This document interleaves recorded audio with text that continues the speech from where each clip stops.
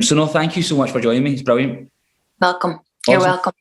Fantastic. So I guess the first question is, it's a very open-ended question. This conversation can go anywhere, but what is music to you, Rachel? Well, along the lines of like a lot of what I've been speaking about of late, which is cool with the podcast because you do get to I get to explore it in my own head, but essentially I do think it's a form of expression, and it's a very innate, natural form of expression that we all possess, like in our capacity and our capability. It's like something that's like human. They're, quite universal. In fact, yeah, it's like animal because like they all have their call and their noise. And I guess in the animal world, it like has a function, and it probably does have some sort of like evolutionary function as having ability to make music in some form.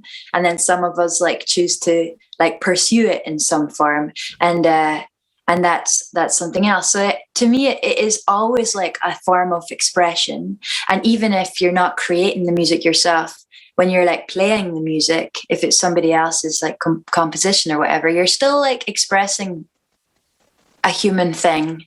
Yeah. And what I love about what you're saying there is it's almost like music is an extension of dialogue or kind of a dialect. So when you're saying if you're playing someone else's composition, I find it really interesting because and it becomes quite stuffy sometimes when people talk about a conductor's maybe artistic intentions or how we interpret this, I don't know, Chopin piano nocturne or whatever it would be. But then for me, that's almost like taking that stuffiness away from it. It's the same as sitting down in a session and the fiddle player beside you, I'm on the mandolin or whatever it would be, and we play different ornaments over the same tune. And it's that we're like, it's almost just the one language, and it's an extension of dialogue, of communication, of expression. I love that. I like how you've totally made that much more succinct. So thanks for that. So obviously the last couple of years have been pretty horrid. And I guess we've all had spaces of isolation. But during that lockdown, did your relationship with music change in any way, or was it maybe put in a different context? Well, it changed just on a practical level. I recorded an EP remotely. So there was a whole different experience in terms of approaching how to do what I normally did. And that was cool. Yeah. I think my experience of lockdown was also different in the sense that a lot of musicians had experienced this shift, whereas I'd only the year before had a child, and everything had shifted at that point in a really massive way as well. So I was just getting back to like gigs. So in a way, it was like an extension of the maternity time. I'm assuming there'd been a certain like positive in terms of well-being, because there's more time with family. Yeah, it was actually really lovely because it was like 6 months of like family living with a garden, and you were just avoiding the city, and we had a shed, so both of us being musicians were able to work from there. So in a way, I think both of us found it to be quite a fruitful time and a spacious time in terms of making music. Good, brilliant.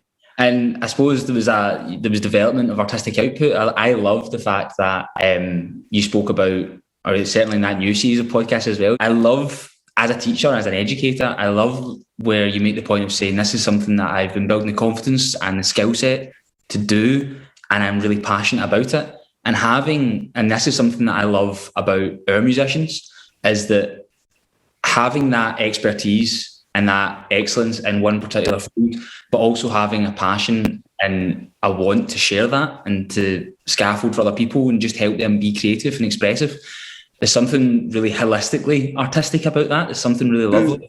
And again, it just boils down to what we're chatting about the kind of the social sharing of music, that social experience. Sure.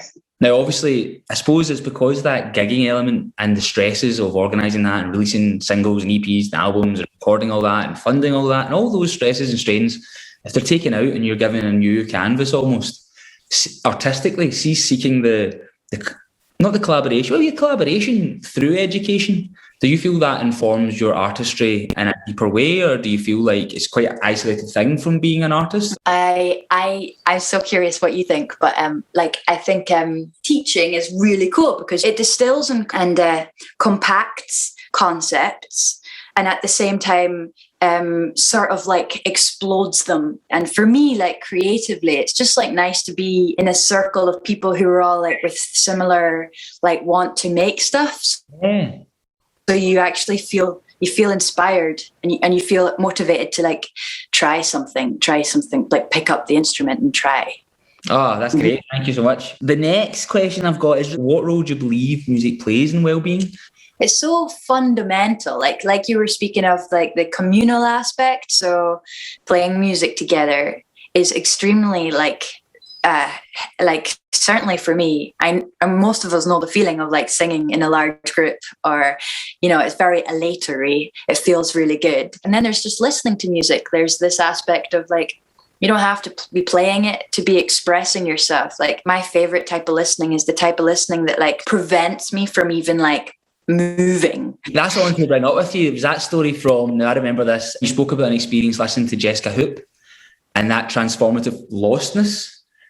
And it really rung true with me again. So I was really lucky that just after I was appointed, at the end of that first week, we played our first live concert back in a very small ensemble setting at Greyfriars Kirk. And I remember sitting there and being like, everyone's social distance. It feels kind of weird. Everyone was wearing masks. But then we had the string quartet come on and play the reduction of Barber Adagio for strings. Now, you probably know the tune, but I just remember, like, and it was almost, I didn't realise that I was lost in that transformative state until I have that random moment of consciousness where somebody drops a pen or something, and then you're like, oh, what was I just in? Like, it was totally overwhelming, and it just totally reaffirms why, for me, music is just like, it's so transformative. Yeah. I was listening to, like, my experience of classical music a lot is like in a consistent way is just, I listen to Radio 3 all the time. Like I just put it on. And when you're listening, especially to classical music or anything that's just instrumental, you know, like there's a vastness to it that's like hard to grasp. And we're so used to grasping stuff. And there's actually nothing to grasp here. Like, can you let the noise like wash through you? That's what I would love to express. So so for example, we are national companies. We have a remit, and I love this sentence. It's bringing the right orchestral experience to every person in Scotland.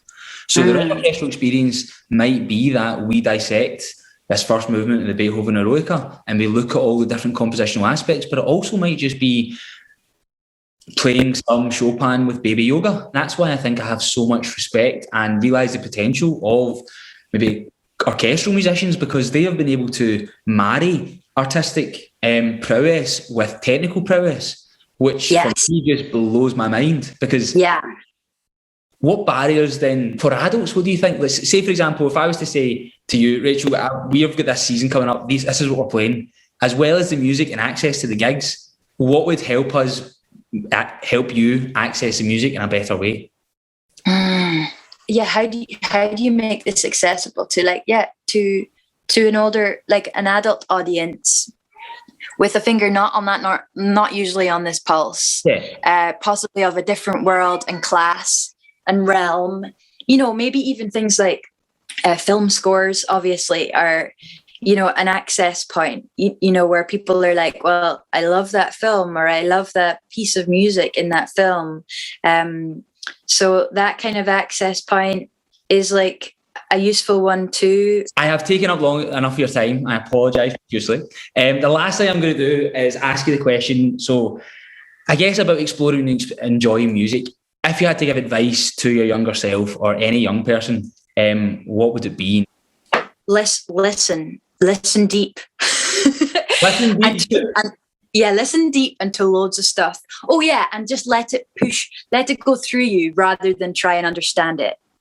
Love it. Rachel, thank you so much for your time. It was lovely to meet you. Yeah, lovely to meet you too. No, hopefully our paths cross in the future, but thank you so much for your time. Yeah. Okay, thank you so much, Andy. Bye. See you.